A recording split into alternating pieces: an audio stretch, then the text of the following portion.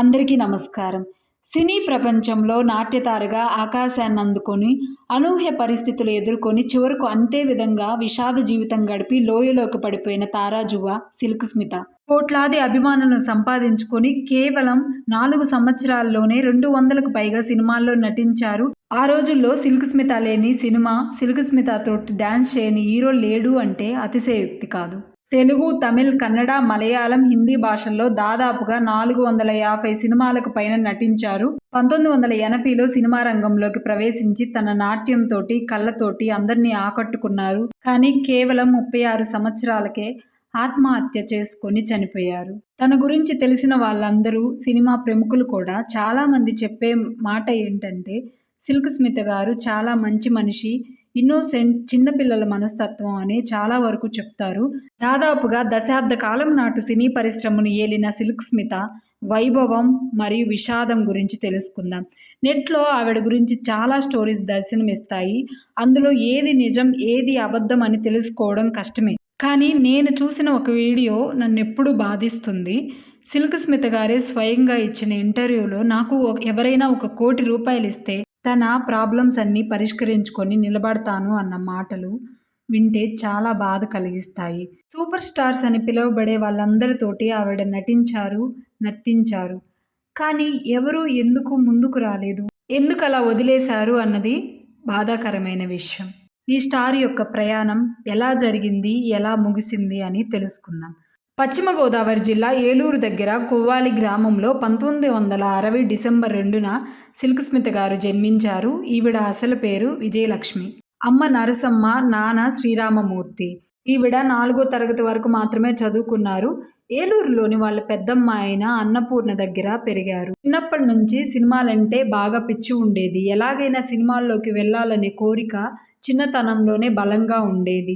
ఆ విషయాన్ని అన్నపూర్ణ గారితో చెప్పారు. ఆవిడ కూడా చేర్పిద్దాం అనుకున్నారు కానీ వాళ్ళ పరిస్థితికి ఎలా వెళ్ళాలి అనే సమాచారం గానీ, పరిచయాలు గానీ లేవు.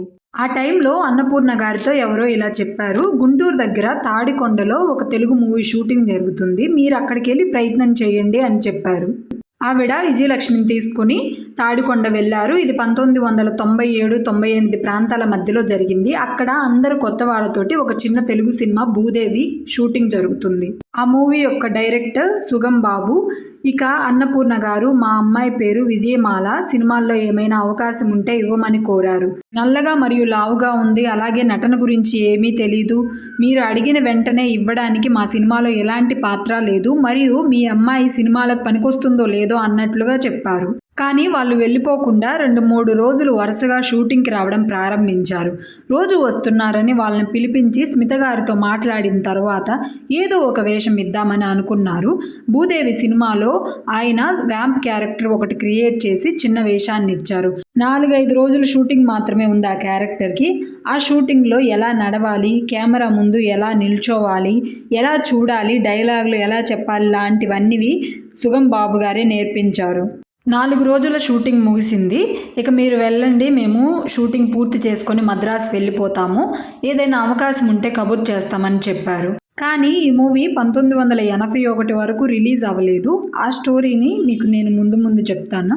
అవకాశాలు రావాలంటే మద్రాసు వెళ్ళాలని ఇద్దరు కలిసి మద్రాసు వెళ్ళారు. మద్రాసులో హాస్య నటి అయిన ఛాయాదేవి గారి ఇంట్లో అద్దెకు దిగారు. ఇక అక్కడ మద్రాసులో విజయమాలగా మారి అవకాశాల కోసం ప్రయత్నాలు మొదలుపెట్టారు. ఛాయాదేవి గారి దగ్గర టచ్అప్ అసిస్టెంట్గా జాయిన్ అయ్యి షూటింగ్లకు వెళ్తూ ఉండేవారు. ఆ రోజుల్లో కాకర గారు అనే నటుడు డైలాగులు అవి నేర్పిస్తూ ఉండేవారు. ఆయన దగ్గర నేర్చుకున్నారు. ఛాయాదేవి గారిని డైరెక్టర్ త్రిపురనేని వరప్రసాదరావు గారు ఒక మూవీలో 2 అమ్మాయిలు కావాలి, ఫటాఫట్ జయలక్ష్మి గారి పక్కన ఫ్రెండ్స్గా నటించాలి అని అడిగారు. తరువాత ఆయన దగ్గర చాలా మూవీస్లో నటించారు. అలాగే స్వయంగా ఆమె నిర్మించిన మూవీస్లో డైరెక్టర్గా కూడా పనిచేశారు. మూవీ పేరు ఆడదంటే అలుస. ఇక విజయగా మారిన స్మిత గారిని తిరుపతి తీసుకొని వెళ్లారు. వారికి రూమ్ ఇచ్చి ఇబ్బంది లేకుండా చూసుకున్నారు. ఈ మూవీ డైరెక్టర్ వచ్చేసి ఎం మల్లికార్జునరావు గారు. ఇక త్రిపురనేని గారంటే విపరీతమైన గౌరవంగా ఉన్నారు. చివరి వరకు అలాగే ఆయన ఎప్పుడు అడిగినా కాదనకుండా నటించారు. మూవీ షూటింగ్ కంప్లీట్ అయింది. మూవీలో అసలు ఉన్నారో లేదో కూడా సరిగ్గా తెలీదు. తెలుగులో తాయారమ్మ, బంగారయ్య, చిరంజీవి, మాధవి, ఎస్ జానకి గారు నటించిన ఈ మూవీలో ఒక క్లబ్ సీన్‌లో అలా కనిపించి వెళ్తారు. ఇలా ప్రయత్నాలు చేస్తున్న రోజుల్లో మద్రాసులో కొంతమంది సినీ జర్నలిస్టులందరూ కలిసి 'సువర్ణరేఖ' అనే నాటకాన్ని వేయడానికి రిహార్సల్ మొదలుపెట్టారు. అన్నపూర్ణ గారు అక్కడికి కూడా తీసుకువెళ్ళగా అక్కడ ఉన్న తెలుగు జర్నలిస్ట్ ఒకాయన చూసి ఆ నాటకంలో హీరోయిన్‌గా తీసుకున్నారు. నాటకాల్లో ఎలా నటించాలి, డైలాగులు చెప్పడం నేర్పిస్తూ ఉన్నారు. ఇలా దాదాపుగా 2, 3 నెలలు రిహార్సల్ చేశారు. సడెన్‌గా స్మిత గారు రావడం ఆపేశారు. ఎందుకు రావట్లేదు అని వారికి తెలీదు. ఆ సినీ తెలుగు జర్నలిస్ట్‌ని ఆ మూవీ షూటింగ్‌లో కలిశారు. తర్వాత ఆప్యాయంగా పలకరించి మాట్లాడడం అవంతా ముందు ముందు చెప్తాను. ఆ టైంలో ఏవిఎం స్టూడియోస్‌కి దగ్గరలో ఉన్న ఒక పిండి మార్కు వెళ్ళడం జరిగింది. అక్కడ గోధుమలు ఆడించుకొని తిరిగి రావడానికి రిక్షాలో కూర్చున్న ఈవిడ్ని దూరం నుంచి ఒక వ్యక్తి గమనిస్తూ ఉన్నారు. ఆవిడ వెనకాలే ఫాలో అవుతూ బుల్లెట్ మీద ఛాయాదేవి గారి ఇంటి వరకు వెళ్లారు. అతనికి 30-35 సంవత్సరాల వయసుంటుంది. అతని పేరే విను చక్రవర్తి. ఆ టైంకి అతను తమిళ మూవీ రైటర్‌గా పనిచేస్తున్నారు. 'వండి చక్రం' అని 1976లో రాసుకున్న ఈ మూవీలో సిల్క్ అనే ఒక పాత్ర ఉంది. 'వండి చక్రం' అనే ఈ మూవీ 1979లో తీయడానికి సిద్ధమైంది. ఆ మూవీలో సారా దుకాణంలో డాన్స్ వేసే క్యారెక్టర్ కోసం చాలా మందిని ఇంటర్వ్యూ చేశారు కానీ ఎవరిని సెలెక్ట్ చేయలేదు. ఈ మూవీ డైరెక్టర్ వచ్చేసి విజయన్. రైటర్ విను చక్రవర్తికి విజయ బాగా నచ్చింది. ముఖ్యంగా ఆవిడ కళ్ళు అతన్ని బాగా ఆకర్షించాయి.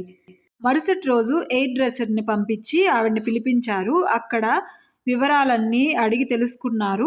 మా మూవీలో సిల్క్ పాత్ర కోసం మీలాంటి అమ్మాయినే చూస్తున్నామని చెప్పేసి సెలెక్ట్ చేయడం జరిగింది. ఈ మూవీ హీరో వచ్చేసి సూర్య గారి ఫాదర్ శివకుమార్. ఇక మూవీకి కావాల్సిన విధంగా విజయను మార్చే బాధ్యతను డైరెక్టర్ విను చక్రవర్తి గారికి అప్పగించారు. ఇది స్టార్ట్ అవ్వక ముందే వినయ తేడి అనే మలయాళం మూవీలో అవకాశం వచ్చింది. ఆ మూవీలో కూడా ఒక చిన్న పాత్ర వేశారు. అది కూడా ఒక వ్యాంప్ క్యారెక్టర్ లాంటిదే. ఇక ఇలాంటి పాత్రలకే చివరి వరకు అవకాశాలు వచ్చాయి.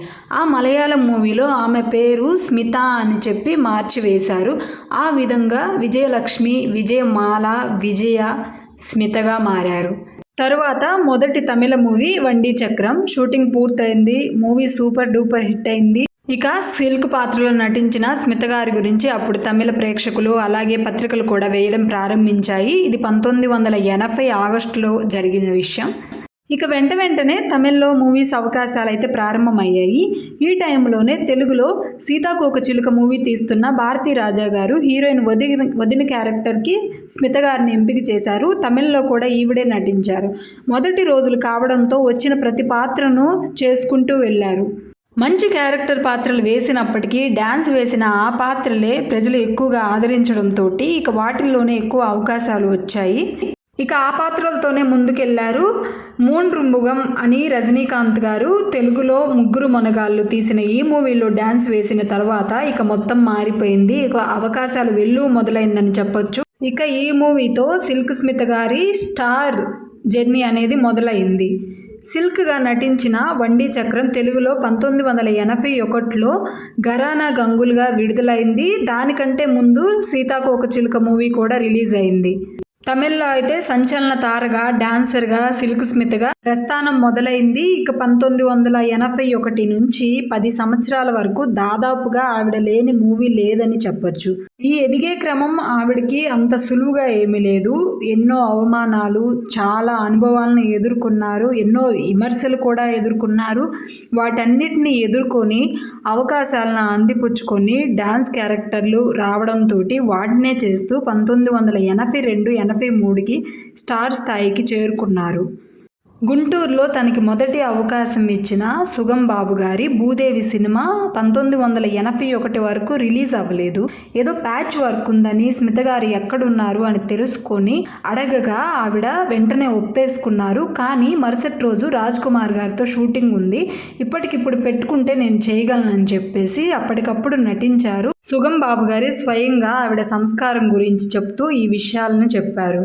అలాగే తనకు నాటకంలో క్యారెక్టర్ ఇచ్చిన తెలుగు మూవీ జర్నలిస్టు ఒక మూవీ షూటింగ్లో కనిపించినప్పుడు తనే స్వయంగా అతన్ని పలకరించి పక్కన కూర్చోబెట్టుకొని ఎంతో ఆప్యాయంగా మాట్లాడడం కూడా జరిగింది. ఇక 1983 నుంచి ప్రతి హీరో, డైరెక్టర్, ప్రొడ్యూసరు అందరూ వారి మూవీలో కావాల్సింది సిల్క్ స్మిత. తమిళ్, తెలుగు, కన్నడ, మలయాళం సూపర్ స్టార్స్ అందరూ భాష ఏదైనా ఆ మూవీలో ఆవిడ డ్యాన్స్ ఉండి తీరాలి అంతే. డిస్ట్రిబ్యూటర్స్ అయితే స్మిత గారి డ్యాన్స్ ఉండాలని డిమాండ్ చేసిన సందర్భాలు ఎన్నో ఉన్నాయి. షూటింగ్ మధ్యలో ఆగిపోయిన మూవీస్లో కూడా ఆవిడ పాటను చేర్చి రిలీజ్ చేసిన సందర్భాలు ఎన్నో ఉన్నాయి. ఇక తమిళ ప్రేక్షకులకైతే ఆరాధ్య దైవంగా మారిపోయారు. దీనికి ఒక ఎగ్జాంపుల్ కూడా చెప్పుకోవాలి. ఆవిడ కొరికిన యాపిల్ని వేలం వేస్తే దాదాపుగా 25,000కు పాడారు. ఇక ఆవిడతోటి అవుట్డోర్ షూటింగ్లు అయితే వచ్చే అభిమానుల్ని కట్టడి చేయడానికి చాలా కష్టంగా ఉండేది. ఆ రోజుల్లో పత్రికల్లో ఆవిడ మీద ప్రవర్తన మీద చాలా పుకార్లు వచ్చాయి. మొదటి 4 సంవత్సరాల్లో ఏకంగా 200 సినిమాలు చేయడంతో అది ఒక రికార్డుగానే చెప్పుకోవచ్చు. తన ఎదుగుదల చూసి అసూయపడే వాళ్ళు చాలామందే ఉన్నారు. అందుకే ఆవిడ మీద అన్ని పుకార్లు వచ్చాయని ఆవిడకు దగ్గర వాళ్ళు, తనతో నటించిన వాళ్ళు చెప్తారు. 1984లో ఫిలింఫేర్ పత్రికకు ఒక ఇంటర్వ్యూ ఇచ్చారు. ఇంటర్వ్యూ చేసిన వాళ్ళు చెప్పిన మాటలు ఏంటంటే, ఆవిడ చాలా పొగరు, నిర్మాతలు డైరెక్టర్ని ఇబ్బంది పెడుతుంది, ఎవరిని లెక్క చేయదని చాలా చెప్పారు వాళ్లకు. సరే ప్రయత్నం చేద్దామని ట్రై చేశాము. మొదటి కాల్లోనే ఆవిడ లైన్లోకి రావడం జరిగింది. అలాగే ఇంటర్వ్యూ ఇవ్వడానికి ఒప్పుకున్నారు. ఆవిడ ఇంటికి వెళ్ళిన మాకు 200 సినిమాల్లో చేసిన సిల్క్ స్మిత తార ఎక్కడా కనిపించలేదు. ఒక మధ్యతరగతి మహిళగా సాధారణంగా ఉన్నారు, కానీ ఆవిడ కళ్ళని మాత్రం మేము మర్చిపోలేమని రాశారు. చాలా వినయంగా 2 గంటల పాటు మేము అడిగిన ప్రశ్నలకు తెలుగు కలిపిన తమిళ యాసలో, అలాగే మధ్యలో ఇంగ్లీష్ కూడా మాట్లాడారు. సమాధానమిచ్చారని ఆ విలేకరులు రాశారు. ఆవిడతోటి పనిచేసిన వాళ్ళు, అలాగే ఎదుగుతున్న టైంలో తనతో ఉన్నవాళ్ళు ఆవిడకు కృతజ్ఞత భావం చాలా ఎక్కువ అని చెప్తారు. వినయంగా ఉంటారని, చాలా మంచిదని చెప్తూ ఉంటారు. ఇదే ప్రశ్న వాళ్ళు స్మిత గారినే అడిగారు. మీకు చాలా పొగరు, అలాగే ఎంజీఆర్ గారి లాంటి వాళ్ళ సభనే మీరు బహిష్కరించారని చెప్తుంటారు అని అడగగా, ఇవన్నీ నేను ఎదిగే క్రమంలో వచ్చిన పుకార్లు మాత్రమే, వాటిల్లో ఎలాంటి నిజం లేదని, మీరన్నదే నిజమైతే నాకు ఇన్ని అవకాశాలు ఎలా వచ్చాయి అని సమాధానమిచ్చారు. నేను ఎంజీఆర్ గారి సభను బహిష్కరించలేదు. ఒకరోజు ఎంజీఆర్ గారి సభకు నన్ను పిలిచారు, కానీ అదే డేట్కి నేను చిరంజీవి గారి మూవీలో డాన్స్కి డేట్ ఇచ్చాను. ఆ మూవీ షూటింగ్కి హైదరాబాద్ వెళ్ళాలి. ఆ డేట్ కుదరకపోతే చిరంజీవి గారు ఫారెన్ వెళ్తున్నారు, 3-4 నెలల వరకు తిరిగి రారు. ఇదే విషయాన్ని నన్ను పిలిచిన వాళ్ళకు చెప్పాను, కానీ పత్రికలు వేరే విధంగా రాశారు అని చెప్పారు. ఎంజీఆర్ లాంటి గొప్ప వాళ్ళను నేను ఎలా నిర్లక్ష్యం చేయగలను అని బదులిచ్చారు. మీరు అడిగిన మరొక ప్రశ్న ఏంటంటే, మీరు సింగపూర్ వెళ్ళి ఏదో స్మగ్లింగ్ చేశారని, పోలీసులు మీ ఇంటికొచ్చారు అని అడిగిన ప్రశ్నకి ఆవిడ ఇలా బదులిచ్చారు. ఆ రోజుల్లో గొప్ప మ్యూజిక్ డైరెక్టర్ అయిన ఎంఎస్ విశ్వనాథం గారు ఒక ప్రదర్శన ఇచ్చారు. నన్ను కూడా రమ్మన్నారు. నేను కూడా వెళ్ళాను, కానీ నేను స్టేజ్ మీద డ్యాన్స్ వేయనని ముందే ఆయనకు చెప్పాను. కార్యక్రమం మొదలైంది. నన్ను వేదికపైకి పిలిచారు. నమస్కారం చేసి నేను దిగిపోయాను. కానీ అక్కడి వాళ్ళంతా వీలలు వేస్తూ గోలలు చేస్తూ నన్ను స్టేజ్ పైన డ్యాన్స్ చేయమని అడిగారు. ఇక నేను హోటల్ రూమ్కి వచ్చేశాను. ఎంఎస్ విశ్వనాథం గారు నా దగ్గరకు వచ్చి, ప్రేక్షకులు ఊరుకునేలా లేరు, మీరు డ్యాన్స్ వేయాలి అని చెప్పి అడిగితే, నేను ఆల్రెడీ మీకు ముందుగానే చెప్పాను, నాకు స్టేజ్ మీద డ్యాన్స్ వేయడం అంటే చాలా మొహమాటం, సిగ్గు అని, నేను చెయ్యను అని తేల్చి చెప్పాను. మరుసటి రోజు అందరూ నన్ను వదిలేసి వెళ్ళిపోయారు. నేను పోలీసుల సహాయంతో మద్రాసు వచ్చాను. ఇక ఎయిర్పోర్ట్లో చెకింగ్ అంతా నేను పూర్తి చేశాను. కానీ 2 రోజుల తర్వాత ఎక్స్చేంజ్ ఆఫీసర్స్ నా దగ్గరకు వచ్చారు. ఇల్లంతా వెతికారు, ఏమీ లేవని వెళ్ళిపోయారు. దీనికి పత్రికల్లో నా మీద రాశారు. ఇందులో వాస్తవం ఏంటో మీరే చెప్పాలని బదులిచ్చారు. మనకు తెలిసిన నిజాలకు జరిగిన వాస్తవాలకు చాలా తేడా ఉంటుంది. మన సొంత కుటుంబాల్లోనే ఇలాంటి ప్రాబ్లమ్స్ ఫేస్ చేస్తూ ఉంటాము. మనిషిలో మంచి చూడకుండా కేవలము పుకార్లను మాత్రమే నమ్మి ఆ మనిషి మీద మనమే అభిప్రాయానికి వస్తామనేది మనపై ఆధారపడి ఉంటుంది. మరొక విషయం, శివాజీ గణేశన్ గారిని అవమానించారని వస్తున్న వార్తల్లో నిజమెంత అని అడగ్గా, నాకు చిన్నతనం నుంచి కాలుపై కాలు వేసుకొని కూర్చునే అలవాటు ఉంది, అది తప్పు అని ఎవరూ చెప్పలేదు. ఒకసారి శివాజీ గణేశన్ తోటి ఒక సాంగ్ షూటింగ్ జరిగింది. ఈ మూవీ షూటింగ్ అనేది మధ్యలోనే ఆగిపోయింది. తర్వాత స్మిత గారి సాంగ్ అనేది యాడ్ చేసి రిలీజ్ చేయడం జరిగింది. ఓకే, అతను లోపలికి రావడం జరిగింది. నేను నమస్కారం చేశాను. ఆయన నన్ను చూసి, అమ్మా నన్ను నడిగార తిలగం శివాజీ అంటారు అని అన్నారు.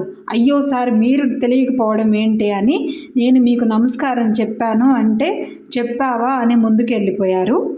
లేచి నిలబడి నమస్కారం చేయలేదని నేను ఆయన్ని అవమానించానని చాలామంది రాశారు. అది నా అలవాటు అని నేను బదులిచ్చాను. ఇలా అనేక ప్రశ్నలకు వినయంగా సమాధానం ఇచ్చిన స్మిత గారి గురించి వాళ్ళు చాలా గొప్పగా రాశారు. ఆవిడ వ్యక్తిత్వం గురించి, ఆవిడ గురించి చక్కగా రాయడం జరిగింది. ఇక స్టార్ హోదాలో ఉన్న స్మిత గారికి పర్సనల్ లైఫ్లో జరిగిన పరిణామాలు, నిర్మాతగా మారడం, ఇక తిరోగమనం, ఆవిడ మరణం, వీటి గురించి పార్ట్ 2లో చెప్పుకుందాము. మీకు ఈ వీడియో నచ్చింది అనిపిస్తే మన ఛానల్ని సబ్స్క్రైబ్ చేయండి, లైక్ చేయండి, షేర్ చేయండి. మరికొన్ని వీడియోల కోసం బెల్ ఐకాన్ని క్లిక్ చేయడం మర్చిపోకండి. స్మిత గారి పార్ట్ 2 తోటి మళ్ళీ కలుస్తాను. Thank you. Stay blessed. By by.